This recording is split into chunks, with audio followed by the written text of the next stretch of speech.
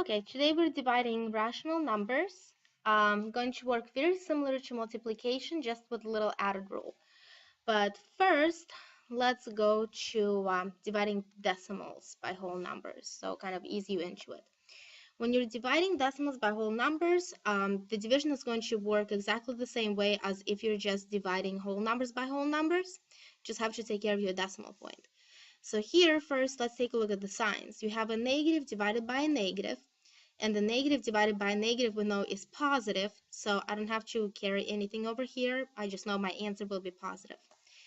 Next, I'm going to go ahead, make my house, and just remember that the first number always goes on the inside, so I'm going to put my 49.2 on the inside, and the second number goes on the outside, so 41 is on the outside. Then I know 41 is not going to go into 4, but 41 will go into 49 one time. And after that, what I want you to do is I want you to bring up my decimal point so it's lined up exactly the same way. This is where your graph paper will help you a lot. So 1 times 41 is 41. Then I'm just going to subtract. 9 minus 1 is 8. And I'm going to bring down my 2. So then 41 goes into 82 twice.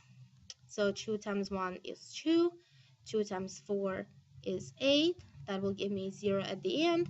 So my answer is 1.2. So I just took my decimal point and brought it up. So there's your answer. That's it. Now, next, I'm going to divide a decimal by a decimal. So you have a little added step to it. So first, I know that this is a positive number, this is a negative number, so my answer will be negative. And again, do my house. First number goes on the inside, so 0.0168. And second number goes on the outside, 5.6.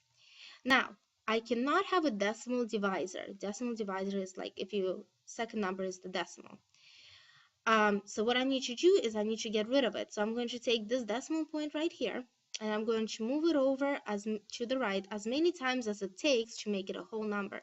So I move it over once in order to make 5.6 into 56. Now, don't forget that however many times you move the decimal point in your divisor, you also have to move it that many times in the dividend. So I'm going to take this decimal point and I'm also going to move it over once. So my new decimal point is right here. And I'm going to go ahead and put it up here right away so it's all lined up nice. There we go.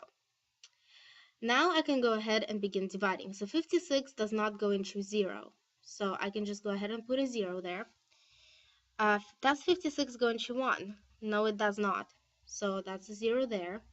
Does 56 go into 16? Doesn't, again, so another 0. And then I'm going to try 56 into 168. I'm going to guess that it's going to go in 3 times. So 3 times 6 is 18, so looking good so far. Let's carry the 1. 3 times 5 is 15, plus 1 is 16. And that works out perfectly. So now I'm just going to write my answer here. So I'll get a negative 0.003 as my answer. So the important part here is to know when to move your decimal point in your divisor and in your dividend, and by how much. Next, let's divide fractions by whole numbers. Now, to divide fractions in any shape or form, you have to multiply the first fraction by the reciprocal of the second fraction. And you have to remember that the reciprocal is just a fraction flipped upside down. So like this is 3/4. If I flipped it, if I want to get a reciprocal, I will flip it upside down, so it will be 4/3. So like that. Now, here's another problem. This is a 5. It's not a fraction, it's a whole number. But anything divided by 1 is itself. So I can just put 5/1 to make it look like a fraction. Now I can go ahead and rewrite it using my rule for division. So I'm going to take my first fraction and leave it the way it is. And I'm going to multiply by the reciprocal of my second fraction. So I'm going to take the second fraction, which is 5/1, and flip it upside down. So now I'm going to have 1 on top and 5 on the bottom. After I do that, I just do my multiplication straight across. 3 times 1 is 3, and 4 times 5 is 20. And I cannot reduce this, so this is my answer. Alright, next let's divide fraction by fraction. Works exactly the same way, except I already have two fractions. I don't have to turn whole numbers into fractions anymore. So I'm going to go ahead and use my rule, which is I'm going to take my first fraction and multiply it by the reciprocal of the second fraction. So the reciprocal means flip it upside down. This was 3/10, now it's 10 over 3. Next, I can go ahead and multiply this, but I can go ahead and take a look at this to see if I can make my life easier by reducing first. So I know that 10 and 5 can both be divided by 5. So 10 divided by 5 is 2, 5 divided by 5 is 1.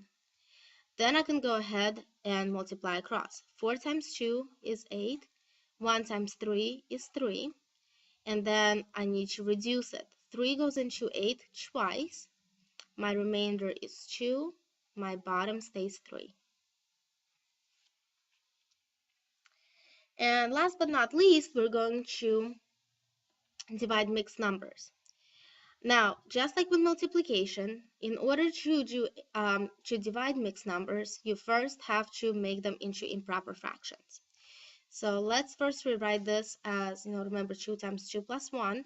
2 times 2 is 4 plus 1 is 5. So it's 5 over 2 divided by 5 over 6. So the second one is already just a fraction, so I don't have to mess with that.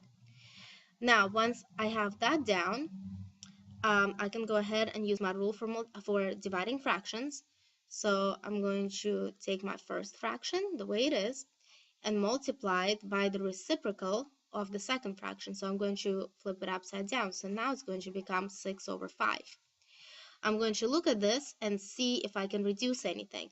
The 5's can just cancel out because the 5 can be divided by 5 and 5 can be divided by 5, so both of them will turn into 1s.